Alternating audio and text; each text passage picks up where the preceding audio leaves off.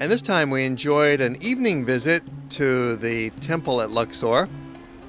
This was a nice perspective, beautifully lit up at night, and it's nice and cool, and it's not crowded at night. It stays open fairly late. And you walk around with your guide. Dina's telling us all about the sights. And then after the visit, if you like, you can have a look at the Bazaar of Luxor.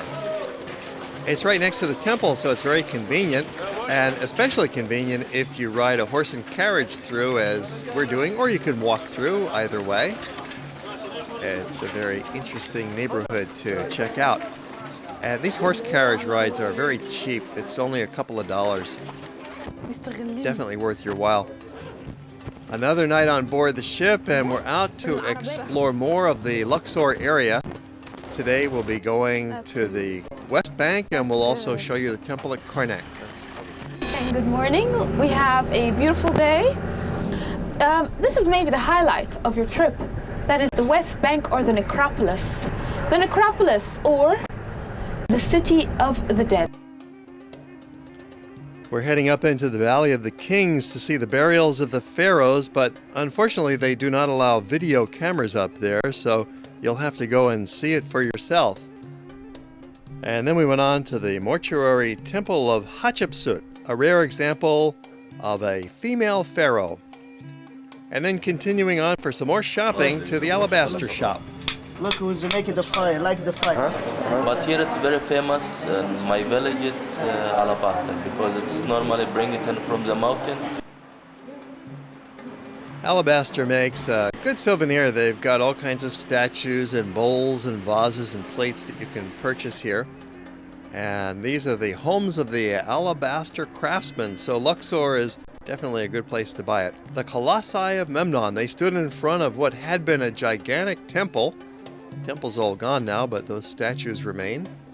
Back to our ship for another tasty lunch and rest up before an afternoon visit to yet another site. The Oberoi cruise ships are really excellent, nice foods, and it was not crowded at all on our visit to Egypt. We had a lot of extra room on board, and the sites themselves were not crowded either. This is a great time to go to visit Egypt. Finally, we visit the site of Karnak Temple, and our guide Dina tells us all about it. This complex is the largest group of temples in the world, with an area of approximately 200 acres. All the kings of Egypt wanted to gain favor of the god Amun, the sun god. He was worshipped here in Luxor. It was his cult center. In order to gain favor of Amun, the only thing to do is just construct a sanctuary in honor of this god.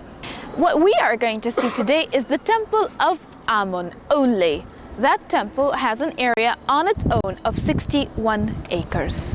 Over here, you're going to see statues of ram-headed sphinxes as we go inside. You have a good view of the avenue of ram-headed sphinxes.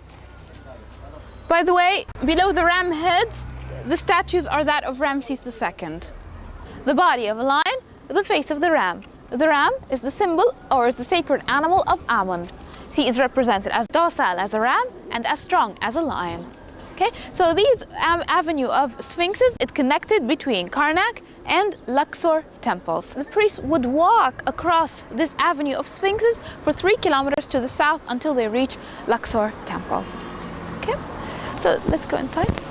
This temple was built by Ramses III. Later on, when he came to be mummified and he was dressed up in shrouds of linen, the priests put his hand not at his sides, but in a cross position over his chest like this. This became the symbol of resurrection. The king, Ramses III, here is smiting his enemies. Notice the magnificence of the scenes over here on the columns. They are so huge. Notice the cartouches, how largely depicted they are. Notice the underside or the inside of the ceilings, how the colors are still surviving, and how the cartouches of Ramses II are written all around the inner part of the capitals. Ramses made sure that everybody knew that he was responsible. And this is the sacred lake where the priests used to purify themselves. You can see the stairs on the side. This is where the priests would go down. So I'd like to give you some free time if you like. And if you want to ask me any questions, welcome to Luxor. It's so helpful to have a knowledgeable professional Egyptologist like Dina to show you around this complex site. It's also nice to wander about on your own, and some of the local guides can show you some nice photo opportunities. They love to do this for a tip in exchange. You give them maybe $1 or so, and they will lead you on some interesting walks through the back reaches of these sites, even into some unauthorized areas where you do some climbing, up some steps, and then up the wall to get up on top of the temple for a commanding view out over the site of Karnak. And you'll find the temple guards are very friendly. And what's your name? Abdul. Abdul. Okay, Abdul. Thank you. That's very nice. Very nice you showed me around. It's been a nice way to complete our visit to the Luxor area.